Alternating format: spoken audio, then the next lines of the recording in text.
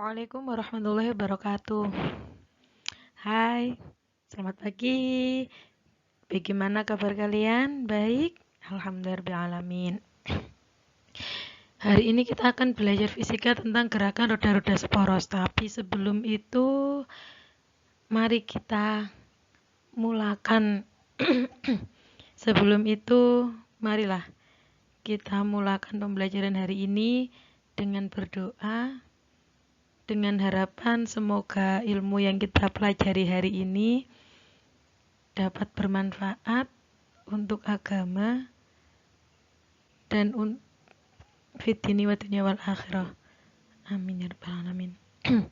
Tujuan kita belajar gerakan roda-roda sporos.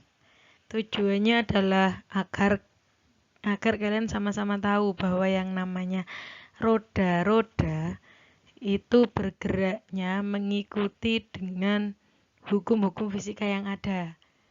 Nah, seperti apa? Oh, jangan dibayangkan yang susah-susah dulu. Nah, saya sengaja pakai wallpaper awan bergerak-bergerak. Ini menandakan bahwa yang namanya gerak itu dia salah satunya akan bergerak pada porosnya. Nah, sama dengan gerakan roda-roda yang akan kita bahas berikut ini. Oke, yang pertama, sebelum belajar tentang hukumnya roda-roda, ini ada sepeda. Sebenarnya gerakan hubungan roda-roda seperti apa sih yang akan kita pelajari? Nah lah, terus apa hubungannya dengan sepeda? Sepeda ini punya roda dua, Bu. Apa geraknya itu? ya sedikit kecil tentang itulah. Yang pertama, di sepeda ini kalau kalian bisa amati, pertama, ada roda depan, ada roda belakang. Nah, di roda ini berputar karena ada apa? Roda ini berputar karena ada gearnya kecil ini loh, Nak. Nah, atau kalau digambar begini, ini ada roda luarnya toh, sing ban iku yang ada karetnya. Nah, di tengah ini ada roda kecil yang berputar. Nah, ketika roda yang luar ini berputar, roda yang dalam pun juga akan berputar. Nah, ini adalah hubungan gerak roda-roda. Yang pertama, pada sepeda ada dua hubungan gerak. Yang pertama, hubungan gerak roda luar dan roda dalam. Atau roda besar dan roda kecil. Dan yang kedua ini, roda gerigi ini dan roda gerigi yang besar ini dihubungkan sama rantai ini. Seret. Nah, ini juga gerak antar dua roda. Roda ini dihubungkan sama rantai. Pas judulnya pergerakan roda-roda. Kalau roda-roda ya berarti pasti lebih dari satu roda. Nah, seperti itu ya. Oke.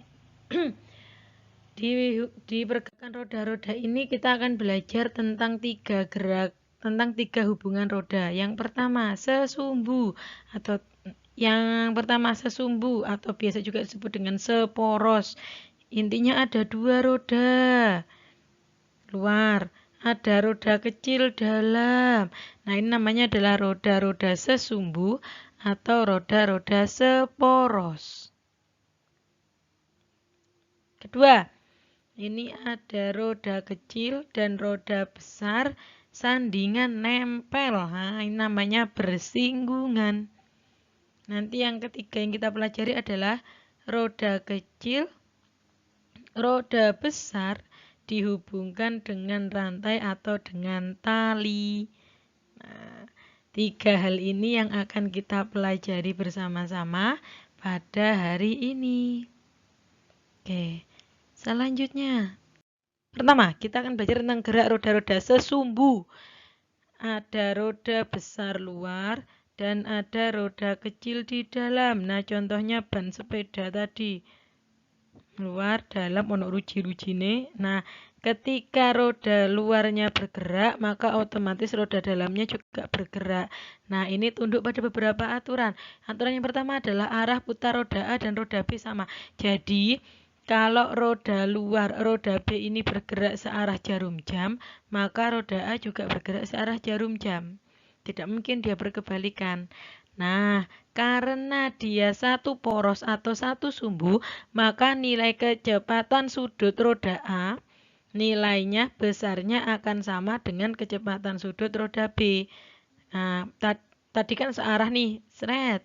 Kalau ini ke sini, ini juga ke sini. Maka nilai besar omega B-nya akan sama dengan omega A-nya.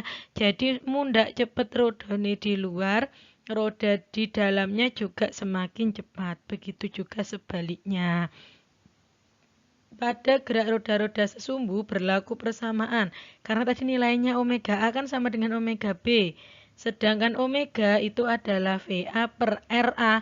VA ini kecepatan linear roda A, RA jari-jari roda A. VB itu kecepatan linear roda B, dan RB jari-jari roda B. Nah, ini adalah gerak roda-roda sesumbu. Ingat ya, contoh dari sesumbu adalah rodanya sepeda. No, ada roda luarnya dan ada di dalamnya ini yang ikut berputar. Yuk, langsung ke selanjutnya. Nah, ini contoh soal untuk roda yang seporos atau sesumbu. Dua buah roda A dan B dihubungkan seporos satu sama lain. Diketahui roda A memiliki jari-jari 10 cm, sedangkan roda B 20 cm.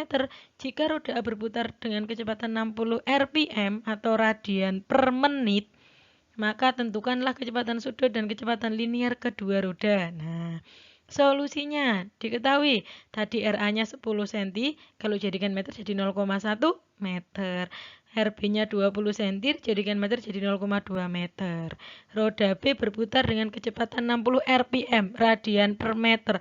Nah, karena ini masih dalam bentuk radian per meter, maka harus dijadikan radian per menit. Salah. Karena ini masih radian per menit, maka harus dijadikan sebagai radian per detik atau radian per second. Atau biasa kita sebut dengan rad per second.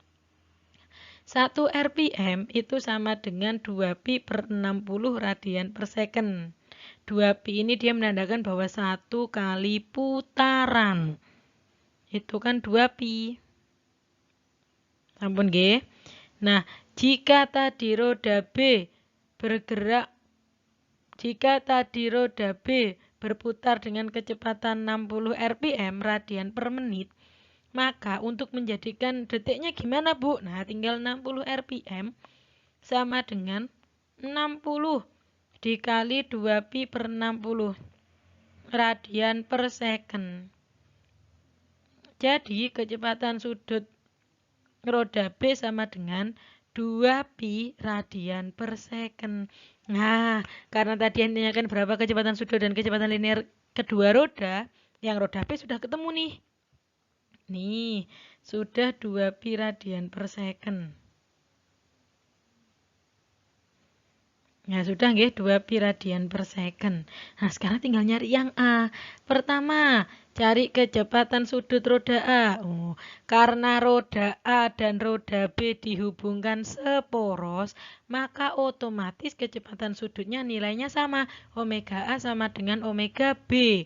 Karena tadi kita sudah tahu omega B sama dengan 2pi radian per second, maka otomatis omega A sama dengan 2pi radian per second. Loh, penak toh, wis foya-foya wis. Enak sekali ini.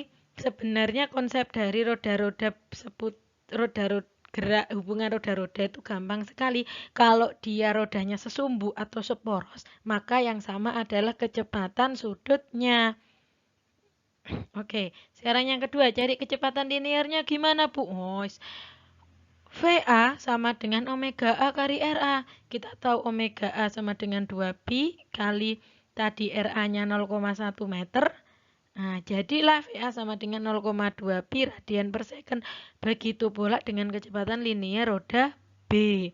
VB sama dengan omega B kali RB. Dengan VB sama dengan 2pi kali 0,2, maka VB sama dengan 0,4 pi radian per second. Nah, ini adalah contoh soal untuk roda-roda yang sepusat atau seporos. Yang sama apanya lagi tadi? Yang sama adalah kecepatan sudutnya atau omeganya. Omega A nilainya akan sama dengan omega B. Selanjutnya, gerak roda-roda bersinggungan. Ya, ini tadi kayak di geriginya sepeda tadi. Ada 2 gerigi, dempetan. 1, 2. Nah, ini adalah penggambaran untuk gerak roda-roda yang bersinggungan. Nah, untuk gerak roda-roda bersinggungan, arah putar roda A dan roda B berlawanan. Pripun maksudnya, Bu? Jika roda A berputar searah jarum jam, maka otomatis roda B berputarnya berkebalikan atau berlawanan arah jarum jam. Tapi untuk gerak roda-roda bersinggungan, kecepatan dua rodanya sama. Kecepatan linier loh nggih. Kecepatan linier kedua rodanya sama. Kalau tadi roda seporos, yang sama adalah kecepatan sudut.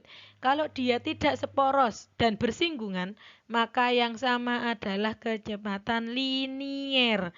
Roda A sama dengan kecepatan linier roda B.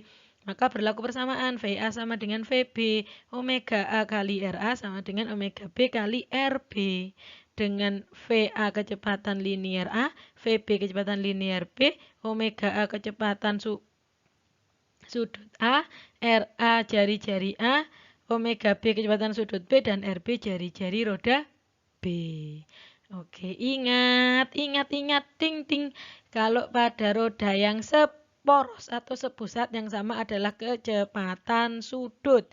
Yang tidak seporos alias bersinggungan, maka yang sama adalah kecepatan linier.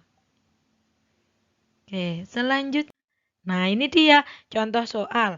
2 buah gir roda bergerigi dihubungkan saling bersinggungan secara langsung. Loh, bersinggungan. Berarti dia tidak sepusat loh ya. Berarti tadi yang sama apa? Kecepatan linier. Pintar. Gir yang lebih kecil dengan jari-jari 0,5 cm diputar dengan kecepatan sudut 90 radian per second. Tentukan kecepatan sudut gir yang lebih besar jika memiliki jari-jari 1,5 cm dan berapa RPM putarannya. Loh, RPM loh ya, jangan lupa yang ini radian per second, tapi yang ditanyakan adalah radian per menit putarannya. Berapa RPM putarannya? Nah, sip. Sekarang tadi sudah kuncinya ada di bersinggungan. Berarti yang sama adalah kecepatan liniernya. Penyelesaian. R1 0,5 cm, jadikan meter jadi 0,005. Omega 1-nya 90 radian per second. R2-nya 1,5 cm sama dengan 0,015 meter. Gir saling bersinggungan, maka kecepatan sudut gir yang lebih besar yakni omega 2 kali R2 sama dengan omega 1 kali R1. Omega 2 kali 0,015 meter sama dengan 90 radian per second kali 0,005 meter. Omega 2-nya sama dengan 30 radian per second. Lah, untuk mencari banyaknya putaran per menit, wah, kita bisa pakai rumusnya frekuensi. Omega itu sama dengan 2 pi F. Maka kalau nyari F, omega per 2 pi. Karena yang dicari adalah roda yang besar, maka omeganya dipakai adalah omega 2 per 2 pi sama dengan 30 radian per second per 2 pi. Jadi 15 per pi Hz. Tapi satunya masih Hz loh ya. Dari Hz. Kalau Hz berarti dia putaran per detik. Nah, yang ditanyakan adalah per menit. Lubalah ke menit. Gimana caranya? 15 dikali dengan 60. Jadinya 900 per pi, putaran per menit. 900 dibagi 180 jadi 287 rpm. Oh, maaf salah, pi itu 90. Maaf. Maaf salah nggih. Jadi 15 per pi putaran per detik. Ngoten toh? Oke. Karena frekuensi itu definisinya adalah banyaknya putaran per detik. Jadinya 900 per pi putaran per menit. Sampai sini juga sudah benar. Nah, karena 1 pi itu 180, maka 900 bagi 180 jadi 287 rpm. Ngoten nggih? Ini contoh soal untuk yang bersinggungan. Ingat-ingat ting-ting bahwa jika roda seporos atau sepusat yang sama adalah kecepatan sudut. Ketika dia tidak seporos atau sepusat, tetapi dia bersinggungan, maka yang sama adalah kecepatan linier. Nah, selanjutnya bentuk dari gerak roda yang ketiga adalah gerak roda-roda dihubungkan rantai atau dihubungkan tali. Nah, ini ada roda yang besar, ini ada roda yang kecil. Ini RA, RB, ini RC. Lah, RA dan RC ini dia seporos, yang sama adalah omeganya. Tapi RA dan RB dia tidak seporos, berarti yang sama adalah kecepatan kecepatan liniernya. Nah, sekarang karena kita belajar tentang roda-roda yang dihubungkan dengan rantai, berarti kita hanya membahas RA dan RB nggih, RC-nya anggap tidak ada. RA dan RB dihubungkan dengan rantai, berarti tandanya dia tidak seporos. Kalau dia tidak seporos, maka yang sama adalah kecepatan liniernya. Nah, tapi berbeda dengan yang bersinggungan tadi. Kalau yang dihubungkan dengan rantai, arah putar roda A dan roda B-nya itu sama. Jadi kalau roda A mutere searah jarum jam, maka roda B juga searah jarum jam. Kalau roda A berlawanan jarum jam, maka roda B juga berlawanan arah jarum jam. Nah, yang kedua, nilai kecepatan roda A dan kecepatan linear roda B sama. Lu bener tak? Karena dia tidak seporos, maka yang sama adalah kecepatan liniernya. Berlaku VA sama dengan VB. Omega A kali RA sama dengan omega B kali RB. Pun nggih? Jadi dapat disimpulkan bahwa yang namanya hubungan roda-roda itu ada 3 jenis.